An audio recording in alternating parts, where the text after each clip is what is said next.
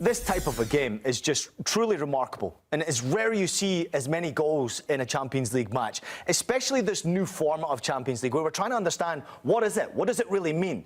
Every single goal matters, every single game matters, and I thought there's no way that Barcelona are getting victory in this game, and in many ways it comes down to what Hansi Flick has done on the sidelines. And somehow, some way, Barcelona, look at these stats! Somehow, some way, they've scored 5 goals from 11 on target, 21 attempts overall, and got themselves for 3 points in victory. In rain like that, you have to do the Jurgen Klinsmann sliding celebration from Rafinha, but that almost is a game where we can ignore the stats. Who cares what happened?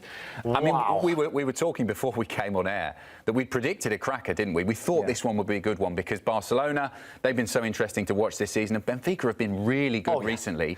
And who knows who was going to win, even up to 95 minutes. Yeah, nobody knew. I mean, this game just had absolutely everything what the Champions League is all about. It had goals, obviously it had drama from the beginning to the end. We were seconds into the game, we got the opening goal. We were seconds away from the end, expecting a draw. We got a winning goal. This is what we live for in Champions League football, and expect the unexpected once again. You go to Benfica thinking you could try and get that victory easily. It's never going to be the case. But this is the beauty of what we've just witnessed. It's hard not to love the game when you see it, an absolute classic like that. How much of a statement victory in the end and performance was this from Barcelona? What did we learn about this team and this season as a whole with the way that they came back? And they didn't just get a draw. They'd have been happy with a point, you'd think. Yeah. But no, they wanted 3.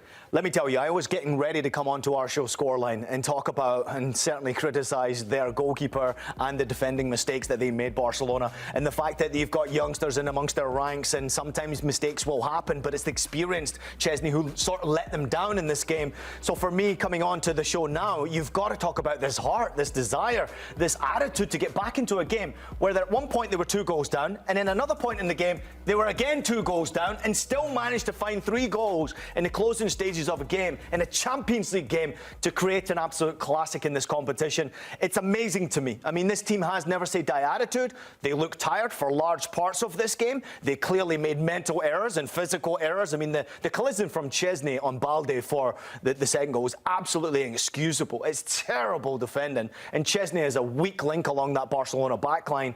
But there were many disappointing performances out there in a Barcelona jersey. But how can you talk about that? You're talking about a team that just never said we're giving up in this game. Even at 4-4, Adam, you would expect the team to say, shut up shop, let's take the draw and let's get out of here. Somehow we've got back into this game.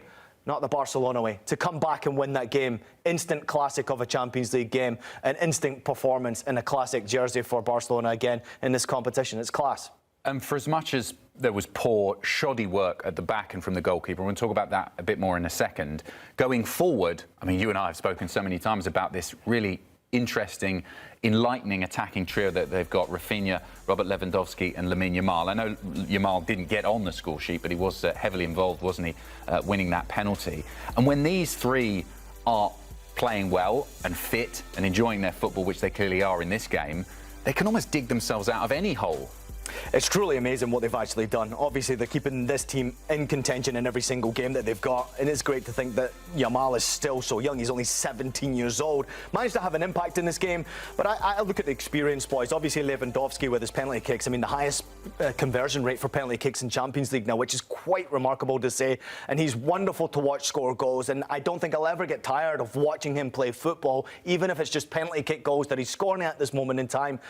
We got to talk about Rafinha. I mean, this is a completely different player than what we've witnessed play even for Leeds United. To watch him put out these types of performances, when he picked up the ball in the closing stages, the 90+6 minute of this game, and ran at that defender, you almost knew he was going to get a shot away and score a goal. You just had that feeling. The guy's recently been wearing the captain's armband. He's been leading by example, and maybe we should be speaking a little bit more about his true quality than the fact that maybe he's a little bit of an inconsistent player. This guy is class, and he showed it again tonight.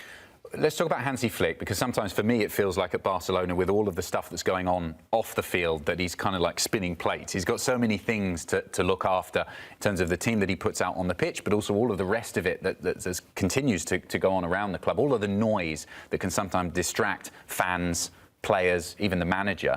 How much credit do you think he's due because of the way that he's been able to keep this team focused on performing on the pitch, just ignore all of the rubbish that's going on around the club. It's truly fabulous what he has done. I mean, if you look at his win percentage rate in the Champions League, he has an 88% win percentage rate of any manager who's coached in Champions League history. 88% of the games he's winning, and he's finding ways to win games. I don't necessarily know that he knew much about how this game was going to end, because his team obviously were 4-2 down, and no manager, I would imagine, can have that feeling we can still get back into this game and win it. Yeah, sure, if you get 4-3, you've got a chance. Then you maybe start to believe. 4-4, you think, okay, what do we do here? Do we defend and go forward? But the mentality from Hansi Flick has always been to try and entertain, always been to try and attack. Quite ridiculous. I mean, this type of a game is just truly remarkable, and it's rare you see as many goals in a Champions League match, especially this new format of Champions League where we're trying to understand what is it? What does it really mean? Every single goal matters, every single game matters, and I thought there's no way that Barcelona are getting victory in this game, and in many ways it comes down to what Hansi Flick has done on the sidelines. They started two 17-year-olds in the starting 11 today. It's ridiculous the performance he's still getting out there. And I know we probably could have been coming on here talking about how poor they've been, Barcelona, but yet they won the game. So we've got to talk about the positives from Barcelona some more. For all of the exciting youth, they have got one experienced player particularly who kind of tried to let them down, really. Wojciech Szczesny, he was not going to be watching those highlights in a hurry. I mean, he basically retired, hadn't he? Yeah. I understand that bringing a player back from retirement, because of the experience that he had, there was an element that you could understand that. I think we spoke about it on the show. Yeah. I get it. You know, this guy's played in the Champions League for a long, long time. He's played at the biggest clubs all around Europe. But for all of that experience, you are also bringing back someone who hasn't played at that level for a little while. And do you think that showed tonight? I mean, he might as well go back to being retired after a performance like that, Adam. I mean, it's inexcusable what he put out there. And you laugh. It's comedy. I mean, it's awful. If I am a defender and he's behind me, there's no confidence in him whatsoever. Clearly, he looks unhealthy, unfit, I would say, not unhealthy, but unfit. He's not match sharp. That's clearly evident as well. He came back and he played in the Copa del Rey. He's obviously gone out and put a performance against Athletic Club Bilbao in Supercopa. Then in the next game in Super Cup, he got sent off in that game. So he's made a big mistake there where he came off of his line and outside of his box to get sent off. And then this type of a performance after missing out on the weekend, he was on a bench at the weekend. So see this type of a performance, I mean, it's really concerning to me. I mean, Barcelona have obviously brought him in for his experience, and he's gone in the other direction. He's not bringing any confidence to that back line, which needs it right now. I mean, you've got a 17-year-old playing in that back line. You've got a 21-year-old left back. You've got to bring some sort of experience and make sure that you calm moments down. This guy's making it a little bit too electric for me. So very vulnerable, very, very inexcusable performance from Wojciech Szczesny. And I'll be very surprised. I'm going to throw it out there. I understand there's a respect that we have to show to experienced players, and Barcelona went down this route because of financial issues that they're going through. But I'll be very surprised if they continue to go down this route if he keeps on making mistakes like that. It's nowhere near good enough.